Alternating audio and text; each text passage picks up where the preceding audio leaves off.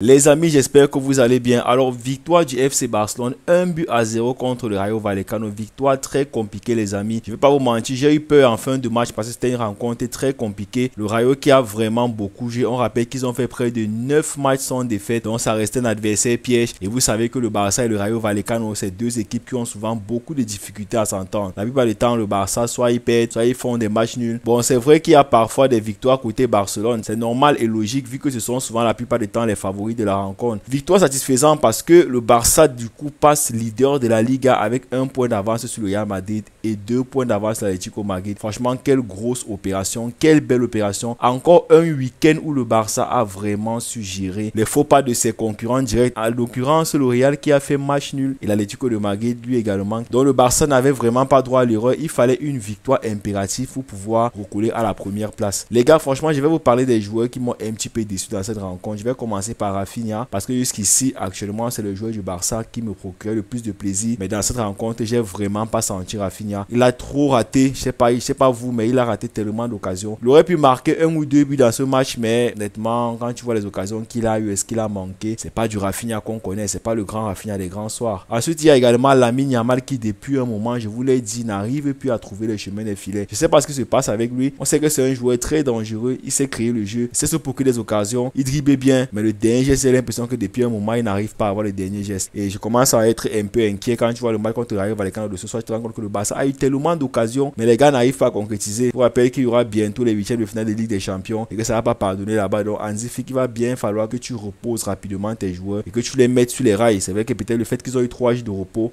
les a un peu baissé le rythme. C'est vrai, le Barça a gagné 1-0, mais honnêtement, si le Barça était beaucoup plus sérieux dans cette rencontre, ils allaient gagner logique 2-3-0. Les amis, je vais parler également de Pedri. Les amis, je vais parler également de Pedri, le joueur qui m'a le plus fait plaisir dans la rencontre. C'est logique qu'il a été nommé homme du match à la fin du match. De tous les cas, hein, ça fait un moment que lui là, vraiment, on ne sait plus quoi dire. Il est tout simplement stratosphérique. Toutes les rencontres du Barça, il est décisif, il est important dans le jeu, il pèse beaucoup. De Jong également m'a fait plaisir. Je m'attendais vraiment pas à voir un De Jong de ce calibre. J'ai l'impression que plus le temps passe, plus il est en train de monter en puissance et je commence à croire que la place de Casado est en train d'être sérieusement menacée. Parce que le De Jong que j'ai vu là, franchement, ça faisait longtemps. Ça m'a rappelé le De Jong des années précédentes. Franchement, ça faisait longtemps. Il n'avait pas vu un De Jong à un niveau pareil. La façon dont il cassait les lignes, j'avais plus vu De Jong faire ça. C'est vrai, ces derniers temps, là, il joue bien. Mais ce match m'a convaincu. J'ai l'impression qu'il a retrouvé des jambes. J'ai peut-être vu 2 à 3 situations où De Jong est quitté de la défense. Il a remonté pratiquement toute la moitié du terrain avant de faire la passe qu'il faut. Donc, c'est dire que ça fait plaisir de trouver un De Jong à ce niveau-là. C'est le De Jong que nous on aime de tous les cas. On veut des joueurs qui créent le jeu. Et actuellement, il y avait que au milieu de terrain, il y avait que Pedri qui créait le jeu. Gavi c'était bon,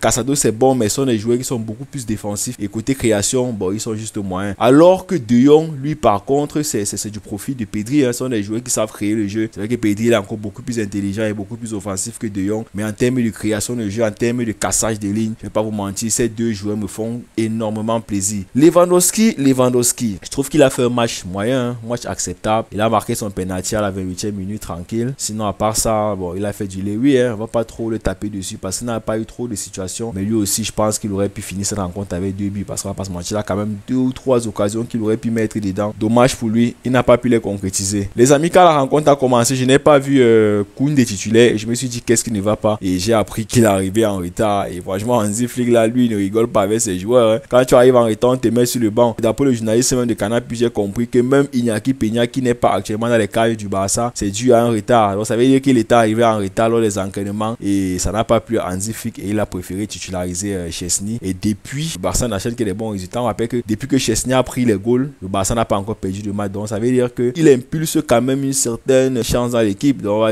espérons que ça va continuer à les porter. Hein, parce que ça fait plaisir de voir un Barça qui gagne tous ses matchs. Et on rappelle surtout qu'en fin de saison, c'était compliqué. Voir que le Barça revient sur de bonnes bases et qu'il parvient à tenir ce genre de rencontre. En fin du match, ça a failli cuire. En fin du match, je vais vous mentir, j'ai eu peur. J'avais un petit peu peur parce que je connais le Rayo Vallecano et le Barça. Eux là, c'est une histoire de complications. Surtout qu'on sait qu'ils étaient à 11 matchs sans perdre. Donc je dis même 11 matchs, ils étaient à 9 matchs sans perdre. Ça ne peut faire que peur. Les amis, parlons également de Baldé. Franchement, Baldé, lui là, il n'arrête de me surprendre. Il continue sur sa lancée. Il est bon, il est efficace, il progresse, il défend bien. Bon, c'est vrai que dans la rencontre, si je ne vais pas vous mentir, c'était bien, c'était moyen, mais c'était pas un Baldé stratosphérique. Bon, vous savez, le Rayo Vallecano, ils sont pas venus rigoler. Donc c'était un match compliqué. On va pas dire que le match était facile pour le Barça. C'était un adversaire qui jouait. Ce qui m'a plu quand même, c'est rare de voir les adversaires qui viennent contre le Barça et ils jouent les blocs bas à fond sans se procurer les occasions. On a vu Rayo Vallecano qui se propulsait énormément vers l'avant. C'est une équipe qui joueuse, c'est une équipe qui joue au ballon, c'est une équipe qui attaque, c'est une équipe qui veut gagner. Ils prennent des risques. C'est pas comme les équipes comme les Getafe qui passent leur temps à jouer derrière et ils défendent et après ils marquent un faux but à l'arraché. Peut-être si on connaît une situation et ils gagnent la rencontre. Donc, franchement, ce qui m'a plu du côté de Rayo Vallecano, c'est cette envie de vouloir secouer le Barça, de vouloir booster le Barça. Et s'il y a des matchs, ce sont des bons matchs, ce sont des matchs qui permettent aux Catalans de se préparer. Ce sont également des matchs pièges parce qu'on ne va pas oublier que l'Atlético de Madrid a fait nul, le Real a fait nul, donc le Barça avait obligation de gagner et le Rayo Vallecano savait très bien ça. Du coup, on va dire que le Barça a joué la rencontre à fond parce qu'on ne va pas se mentir, c'était une opportunité, une occasion en or de reprendre la tête de la Liga. Donc le Barça devait la saisir et il fallait que le Barça la saisisse de la meilleure des manières. C'est vrai, 1-0, c'est pas un score qu'on connaît depuis ces derniers temps avec le Barça. Le Barça a pu s'imposer, c'est l'essentiel. 1-0, victoire du Barça. On est peut-être que content, on peut que jubiler, bien qu'on n'est pas très content du rendement des joueurs. Il y a eu du jeu, hein, je vais pas cracher dessus, il y a eu vraiment du jeu. Mais en termes d'efficacité, je suis déçu. Quand tu connais que c'est une équipe qui marque les 4 buts par match, voir un Barça autant inefficace devant les cages, c'est inquiétant. Mais j'espère que Hansi Flick va très vite corriger ça. De toutes les façons, je m'inquiète pas trop avec lui parce que lui, il sait comment corriger les erreurs de ses joueurs. Voilà les amis, je ne vais pas être assez long dans cette vidéo. Merci d'avoir regardé la vidéo jusqu'à la fin. D'ici là, n'oubliez pas de vous abonner à la chaîne, de liker la vidéo, de commenter, de partager. Dites-moi ce que vous avez pensé de mon analyse de la rencontre. Selon vous, est-ce que le Barça a joué un bon match? Est-ce que le Barça a fait un match moyen? Dites-moi vos avis dans l'espace des commentaires. N'oubliez pas de lâcher le petit pouce bleu qui fait toujours plaisir. Ça rassure la communauté, ça fait grandir la chaîne et sachez-le, c'est le meilleur moyen pour vous de me soutenir. Les gars, portez-vous bien, passez une bonne nuit et profitez des vôtres. Ciao!